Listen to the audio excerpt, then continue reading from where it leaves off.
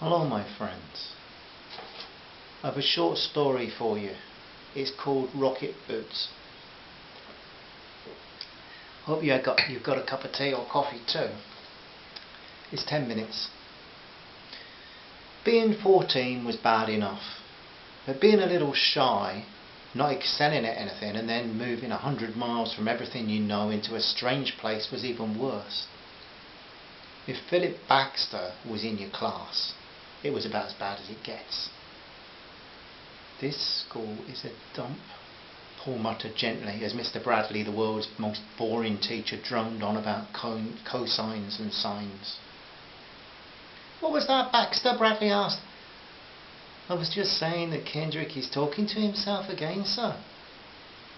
Oh, is he now? 50-year-old Bradley gave Paul a look he usually kept for bad smells. 500 lines on my desk at 9 tomorrow morning. Fools talk to themselves, and I must stop, especially in class. 500 times, and they'd better be very neat.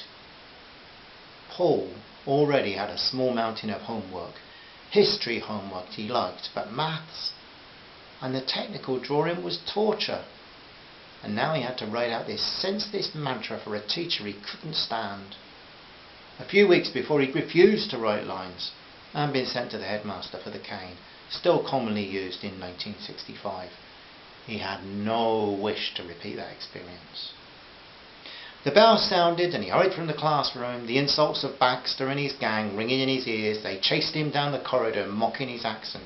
For 3 months now he'd been suffering from the crime of speaking as a Londoner does, running the gauntlet of what he called this Somerset excuse for a school. He hated everybody, but his parents were far too busy with the new business to take his grumbles seriously. It just takes time to settle in, his father said dismissively. On day 1, Baxter, or Bax as his mates called him, had asked, "Are you any good at football?"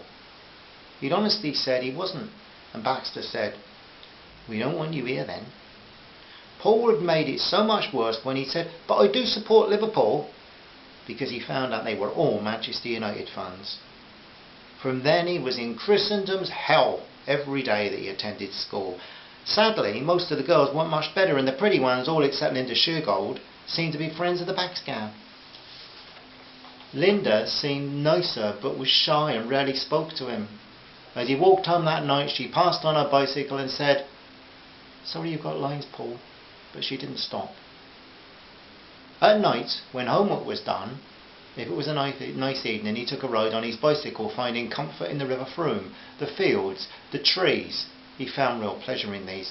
But some days he just played music in his room. The Beatles, Donovan, his new Pink Floyd album. Music and nature were his way of escape. But Paul was always alone. There'd been fights too. He'd won some and he'd lost some, but he'd got the blame for most of them, although he didn't start them. He'd been caned for that too, twice. Truth was, he wanted to be a pacifist and he hated fighting in any case. So he tried praying about it, but he wasn't very convinced anyone was listening. After all, his father was too busy to listen. The teachers were unfair. So why should he think that God would be any different?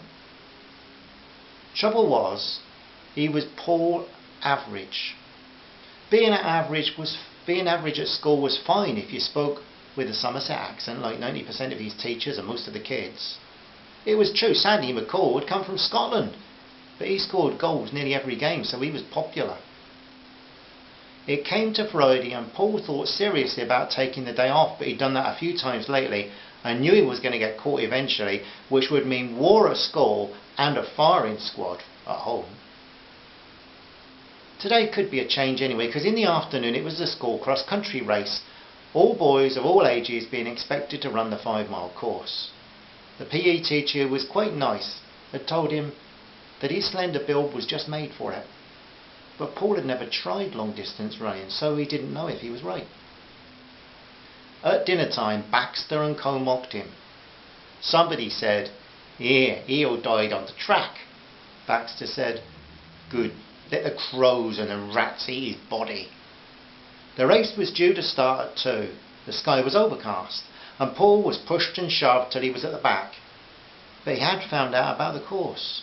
Across the school field, over some farmland, along the river, through a forest, up a hill, then down the other side, round it and back to the school again. He was a little excited because this was something new. The pistol sounded and over 600 feet, aged 11 to 16, pounded forward, at first everyone in each other's way, but soon becoming a long line and gaps beginning to form.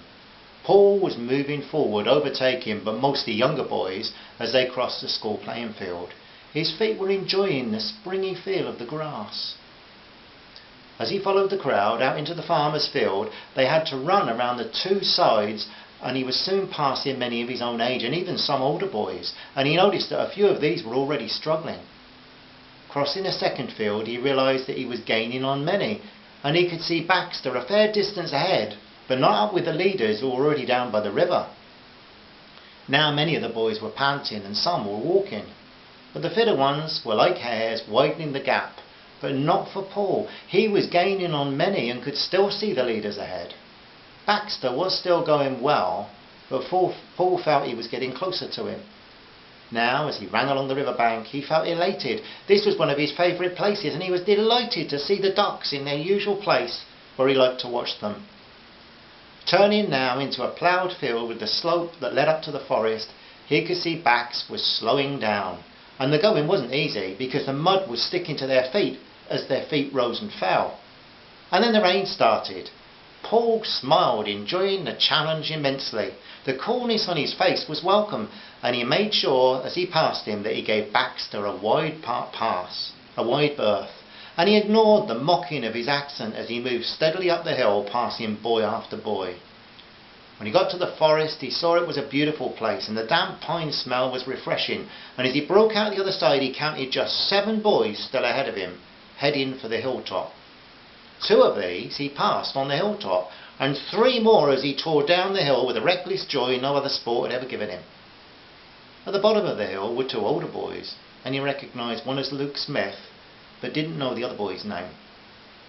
The gap was about 100 yards, but he was swiftly closing it. He heard a boy shout from behind, "Just look at Kendrick go," which spurred him on. Halfway round the base of the hill, he surprised both boys by tearing past them with ease, and soon he was at the school gates. Now he had to run right round the school's playing field to the finish.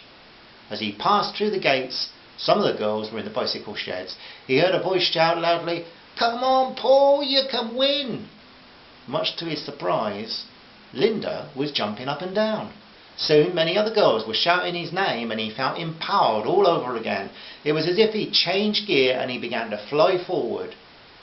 When Luke Smith came through the gate, Paul was already a third of the way round the field.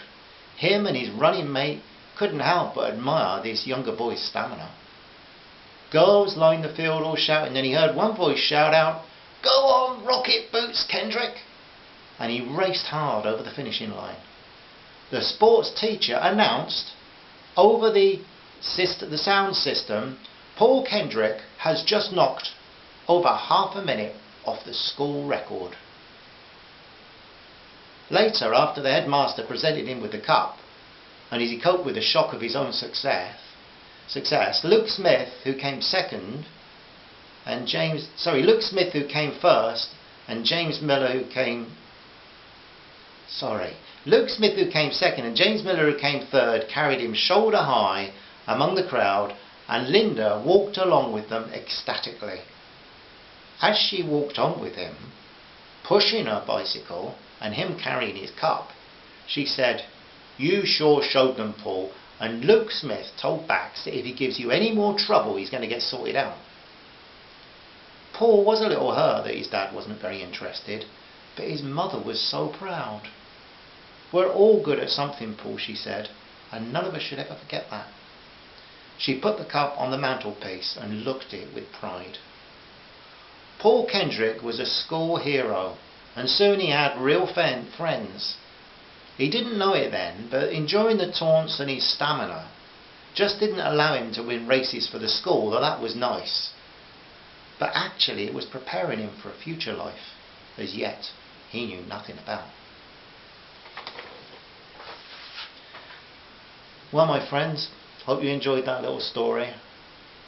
It's a little bit autobiographical, if I'm honest, although it's elaborated on.